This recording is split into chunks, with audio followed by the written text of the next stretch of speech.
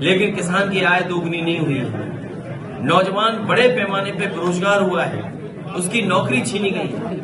इनकी सरकार में जो भी नौकरी मिल रही है वो अपमान से भरी नौकरी है। समाजवादी पार्टी इस बात को कहती है कि जब भी समाजवादियों को मौका मिलेगा, देश के और प्रदेश के नौजवानों को उनको सम्मान का, रोजगार सम्मान का नौकरी मिलने का काम हो। जो इन्वेस्टमेंट का सपना दिखाया था वो जमीन पर नहीं दिखाई दे रहा है। 40 लाख करोड़ का सपना दिखाया, एमओयू साइन हुए, अब तो दूसरे प्रदेश के लोग भी एमओयू कराने लगे हैं। हाल ही में तमिलनाडु में देश के प्रधानमंत्री गए, देश के बड़े उद्योग मंत्री गए, वहां भी एमओयू हो गए।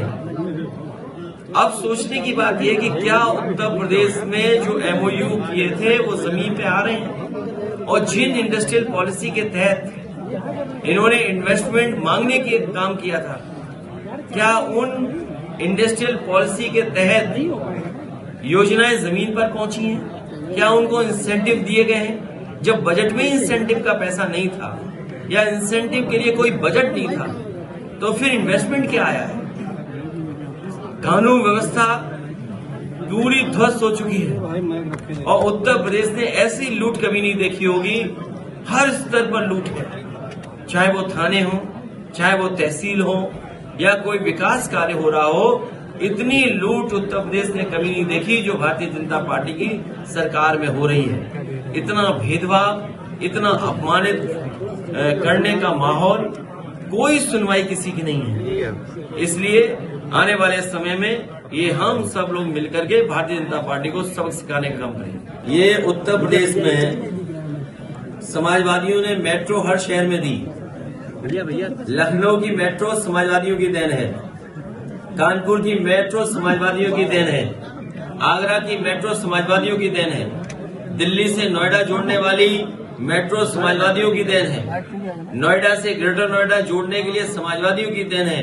और हमें खुशी है इस बात की, आज मैं एक अखबार का कॉलम पढ़ रहा था जिसमें ये आंकड़े बताए गए हैं कि 2017 के बाद और अभी तक 8.4 करोड़ लोगों ने मेट्रो में सफर किया है।